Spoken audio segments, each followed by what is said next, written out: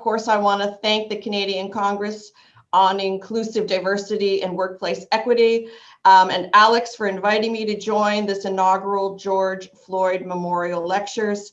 Really an honor to be a participant with so many dynamic and incredible speakers like Steve, Deputy Mayor, right before me. I was very impressed. That was a wonderful talk. Thank you. And Jean Augustine, who's a dear friend of mine, and so many others who are doing so much work right across all of our communities to unite, to heal, and of course, to bring awareness to the need to address systemic barriers and racism so that we can all live in a more inclusive and prosperous society. And I just wanted to say a note about Nav Badia, who Steve spoke so fondly about. He's actually a neighbor of mine. He's a Mississauga boy, and we're very, very proud of him. And he likes to talk in his TED Talks, speak about when he enters a room. He went to meet a CEO or a banker for a loan, and he walked into the room, and the man looked up and he said, "It's too early for my cab. It's not for another hour. I have a meeting first." And he said, "No, I am your meeting. I'm not the cab driver." And he tells that story with much affection because, of course, he's one of the most dynamic, compassionate, giving, generous men in all of Canada. But I'm very blessed that he's chosen to live here in Mississauga. So just a side note on our dear friend Nav Badia, who has, of course, been honored with this new induction into the Hall of Fame, and, of course, many honors in Canada as well. So let's talk about the issue at hand. This has really been an incredibly challenging year for everyone, but particularly the Black communities across, well, in Mississauga, Peel, but all of Canada, and North America, let's be honest. The death of George last year was a boiling point, that's how I like to think of it, of decades of systemic racism and barriers in policing, justice, healthcare, and in childcare systems too. George Floyd has become a symbol for the seemingly countless and often nameless victims of historic racial discrimination, inequities, and inequalities. And we owe it to all victims to say enough is enough. And we cannot, and we will not continue on that path. Now, more than ever, it's incumbent on us, and just like Steve said, it's about action. Enough talk. Put your action where your words have been. And that's exactly the kind of commitment I'm making as Mayor of Mississauga. And I know my friend and colleague, Mayor Brown in Brampton, is making, and I know you'll be hearing from him a little bit later this afternoon. So Mississauga has taken some concrete steps to combat anti-Black racism, and we've made it a priority in our city. And we want to be that best place to live, to work, to invest, to raise your kids. We want it to be the best community for everyone, but especially for our Black residents and communities. We passed Resolution 207 in June of 2020 at Mississauga City Council, which formally identifies racism and discrimination in our society and in our institutions as a public health crisis. And I think that's pretty key. A public health crisis that requires decisive and immediate action. We know that the pandemic has only exacerbated the inequalities and disparities with Black, Indigenous, and racialized communities, and it's a priority for me to take decisive and immediate action. And I soon established a Black caucus last year, and I've been working very closely with them on a number of initiatives. My Black caucus is a very important advisory committee to me, helping me address anti-Black racism and discrimination, and to bring forward initiatives that can spur systemic changes at the city level and across our region. We've selected 12 incredibly dynamic, experienced Black community members, both African, Caribbean, etc., led by our chair, Lyndon King. And maybe you've heard of Lyndon. He's quite famous. He's an amazing community advocate and just a great volunteer, chair of so many boards, and a real leader, not only in Mississauga, but throughout, I'm sure across Canada, you've heard of Lyndon.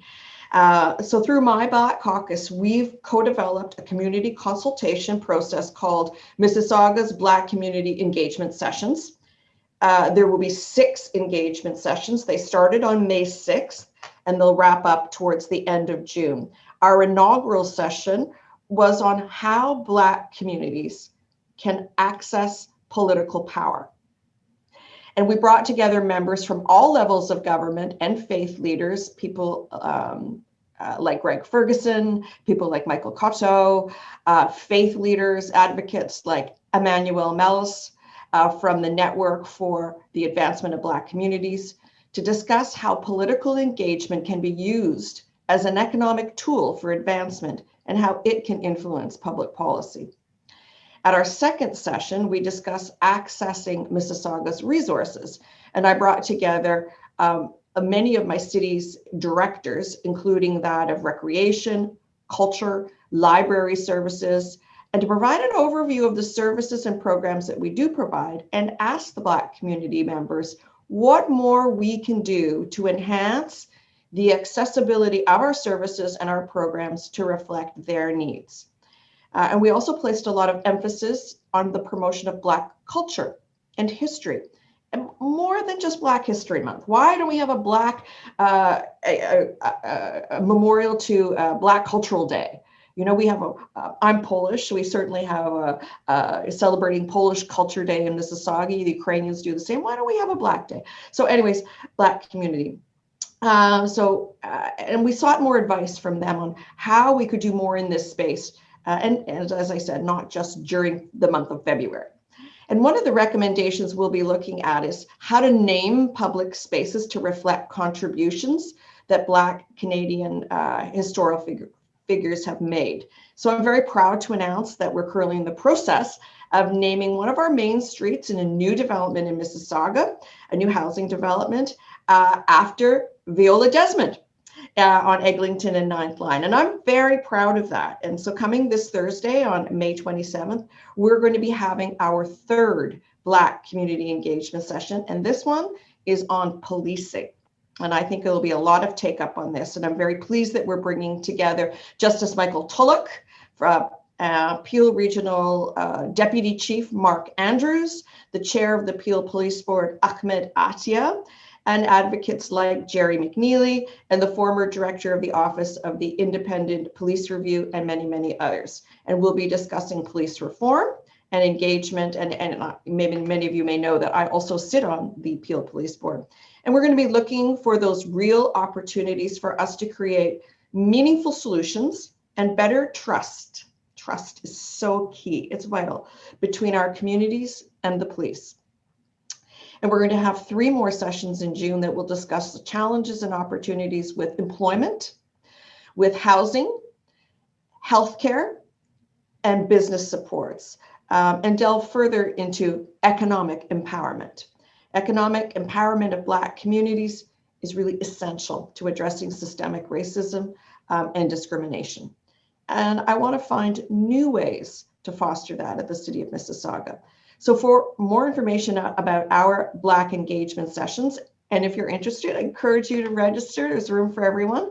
Please visit the website, mississauga.ca/BCE for Black community engagement. So it's mississauga.ca/BCE. And so I invite you all. It's Thursday evening. We will start at 6 p.m.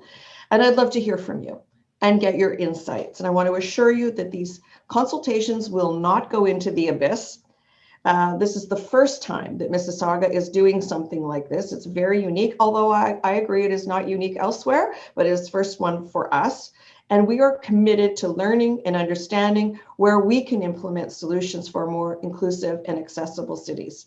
And at the end of the 6 sessions, we will develop a report which will contain recommendations to address gaps, shortcomings, and accessibility concerns, which we will present to Mississauga City Council and also, if it's appropriate, Region of Peel Council for implementation. My council colleagues and city manager and myself, we are committed to doing better for our Black and our racialized communities. It is our job, and it is a job that I take very seriously. And of course, we will be held accountable. So further to Resolution 207, there were also a set of recommendations for our city manager's office, Paul Mitchum is our city manager, and his team, they've been working diligently to implement. 2 weeks ago, Paul and the team presented the results of our diversity and inclusion survey from the city of Mississauga that was conducted last summer. Of course, it was 2020. And the survey results are publicly accessible. And frankly, the results show that we have a lot of work to do to make sure that the employees at City Hall reflect the diversity of our city. You know, we're more than 50% born abroad and visible minorities, and that is not the case with our staff and our employees. But I'm happy that we have at least done this, and so we have a baseline for us to improve as we move forward and address systemic barriers and discrimination and various initiatives and policies. So Paul and his team have been working on these initiatives that will reform our hiring and recruitment processes. And we're developing training and resources to help spur more upward movement of women and racialized employees at the city, with a specific emphasis on Black and racialized communities. So you have my commitment that our city will do better. Further to our work at the city, we passed motion 22.3 at the region of Peel, which we brought forward and seconded by Mayor Brown. And I know you'll be hearing from him. I hope he speaks about this as well. And of course, this passed unanimously at the region of Peel.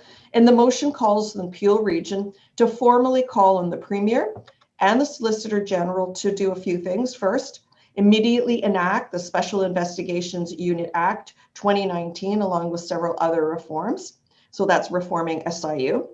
The immediate enactment of the Community Safety and Policing Act and Comprehensive Ontario Police Services Act, so reforming police boards and police services.